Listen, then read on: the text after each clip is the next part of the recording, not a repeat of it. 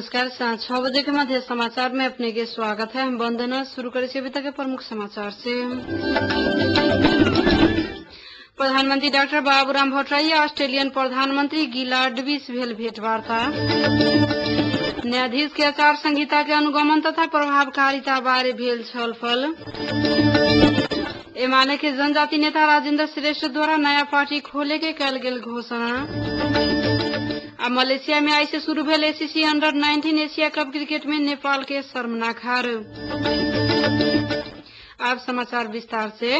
मधेसी जन अधिकार फोरम लोकतांत्रिक के भातृ संगठन मधेसी मुस्लिम फोरम लोकतांत्रिक केंद्रीय समिति आई सर्लाही में पत्रकार सम्मेलन करके अपन संपूर्ण सदस्य पार्टी परित्याग कैले से घोषणा कैले है। मुस्लिम फोरम के केंद्रीय अध्यक्ष शेष अजीज आई बेरिया लालबंदी में पत्रकार सम्मेलन करित अपन समिति के सभे सदस्य 25 गोटे मधेसी जन अधिकार फोरम लोकतांत्रिक पार्टी त्याग कैले से घोषणा कैले छल। पार्टी परित्याग करे वाला में महोत्तरी के निवर्तमान सभासद कौशल कुमार यादव, फोरम लोकतांत्रिक के सर्लाही जिलाध्यक्ष गंगाधर राय, मुस्लिम फोरम के सर्लाही जिलाध्यक्ष मिकाइल मिया लगायत के रहल छल। केंद्रीय समिति में रहल 25 गोटे के नामावली सहित पत्रकार सम्मेलन में जारी कयल गेल विज्ञप्ति में पार्टी अध्यक्ष विजय कुमार गजदार नेपाली जनता एवं मधेसी जनता के हित में न भेके अपने व्यक्तिगत स्वार्थ में लिप्त भेला से पार्टी परित्याग कयल गेल से उल्लेख रहल है।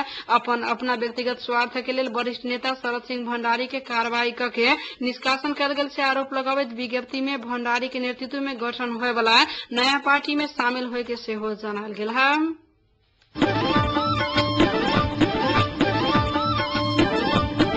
अन्य वाणिज्य बैंक सबसे कृषि विकास बैंक की ब्याज दर बेसी रहल से सेवाग्राही सब शिकायत करे है। लालबंदी स्थित उष्ण प्रदेशीय बागवानी केंद्र में आयोजित ग्राहक अंतरक्रिया कार्यक्रम में सेवाग्राही सब असल दीनी विशेष सुविधा पावे के मूल्य वृद्धि अनुसार धितो के मूल्य भी समायोजन करे के, कर्जा लेला पर विभिन्न खाता खोले के, आर्थिक भार पड़ला से ओकर अंत्य करे के, तरकारी बीमा सुरक्षण 25% रहला के में 50 पहुंचैले से 25% में झारे के, किसान सबके और सहूलियत के व्यवस्था होए के परत से लगायत के मांग रखले हैं।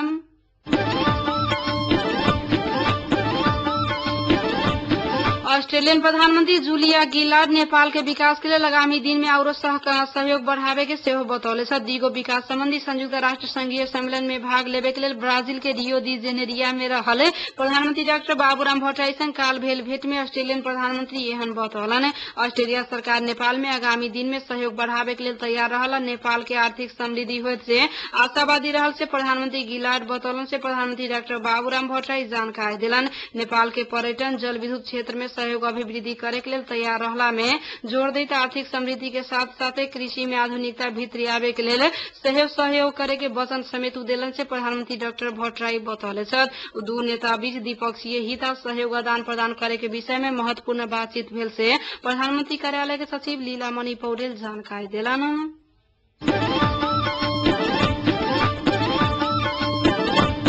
कायम मुकायम प्रधान न्यायाधीश दामोदर प्रसाद शर्मा न्याय परिषद न्याय संपादन के क्रम में न्यायाधीश विरुद्ध पड़ल उजूरी के संबंध में वास्तविक एवं तथ्य रूप में बुझे के आवश्यकता रहल सेहो बतौले छथि। न्याय परिषद काठमांडू विराटनगर में कैले न्यायाधीश के आचार संहिता के अनुगमन आ प्रभावकारिता विषय के एक दिने अंतरक्रिया कार्यक्रम में उद्घाटन करित न्यायाधीश कोनो डर त्रास बिना स्वतंत्र और निर्भीक भेके जनता के न्याय देवे के परत से जोर देलन। सर्वोच्च अदालत के न्यायाधीश ब्रिज चंद्रलाल न्याय परिषद न्यायाधीश के वृत्ति विकास एवं न्यायपालिका के मजबूत आ सबल बनावे के लिए प्रभावकारी भूमिका खेले के परते सेहो बतौले छथि। कार्यक्रम में न्याय परिषद के सदस्य खेमनारायण ढुंगाना आचार संहिता के अनुगमन आ प्रभावकारिता पुनरावेदन अदालत विराटनगर के मुख्य न्यायाधीश गोपाल पराजुली, न्यायाधीश आचार संहिता अनुगमन आ चुनौती या न्याय परिषद के सचिव जीवन और हरि अधिकारी, न्याय परिषद में पड़े वाला उजूरी के प्रकृति या व्यवस्थापन विषय के कार्यपत्र सेहो प्रस्तुत कैले रहलन।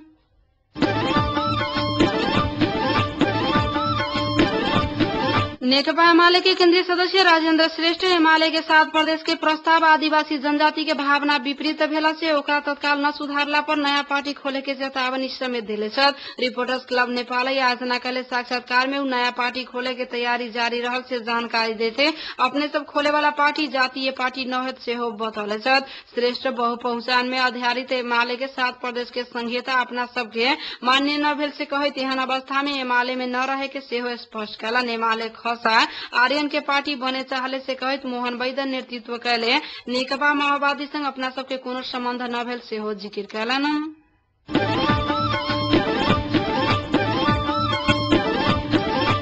नेपाली कांग्रेस के केंद्रीय सदस्य एवं पूर्व अर्थमंत्री डाक्टर रामशरण महत बाबूराम भट्टराई के नेतृत्व के वर्तमान सरकार कोनो भी हालत में बजेट ल्या सकैय सेहो बतौले छथि। नेपाल प्रेस यूनियन कास्की पोखरा में आयोजना कैले पत्रकार सम्मेलन में बोलित नेता महते भट्टराई नेतृत्व के वर्तमान सरकार संग संवैधानिक हैसियत न भेला से बजेट ल्यावे न सकेके से दावी समेत कैले छथि।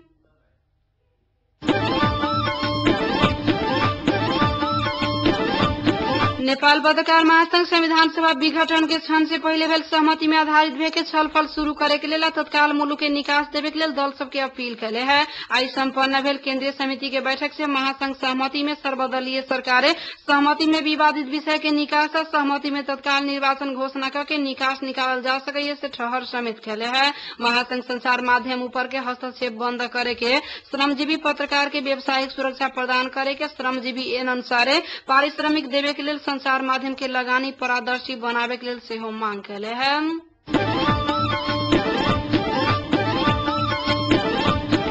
अब खेल समाचार। मलेशिया में आई से शुरू भेल ACC under-19 Asia cup cricket में नेपाल अपन पहिल खेल में पाकिस्तान संग 8 विकेट से पराजित भेल है। बायोमास ओभल में टॉस हार के पहले बैटिंग के निमंत्रणा पहले नेपाले देले 157 रन के विजयी लक्ष्य पाकिस्तान 37.3 ओवर में 2 विकेट के क्षति में ही पार कैले है। टॉस हार के पहले बैटिंग कैले नेपाले 46.1 ओवर में सभी विकेट गुमा के 156 रन में ऑल आउट भेल है। नेपाल के लिए नरेश बुढ़ाएर सर्वाधिक 34 रन जोड़लन त कप्तान पृथ्वी बास्कोटा 28 राजेश पुलामी मगर 23 रन बनौले छथि।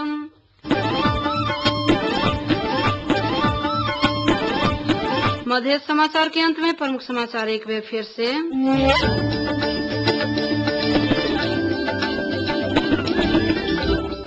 प्रधानमंत्री डाक्टर बाबूराम भट्टराई ऑस्ट्रेलियन प्रधानमंत्री गिलार्ड बीच भेल भेंटवार्ता। न्यायाधीश के आचार संहिता के अनुगमन तथा प्रभावकारिता बारे भेल छलफल। एमाले के जनजाति नेता राजेंद्र श्रेष्ठ द्वारा नया पार्टी खोले के कैल गेल घोषणा। अब मलेशिया में आई से शुरू भेल ACC under-19 Asia cup cricket में नेपाल के शर्मनाक हार। अही के संग 6 बजे के मध्य समाचार आइटम समाप्त हुई। हम बंदना दिया जाए के आगे सुनते रहो रेडियो मध्य 89.3 मेगाहर्ट्ज। नमस्कार।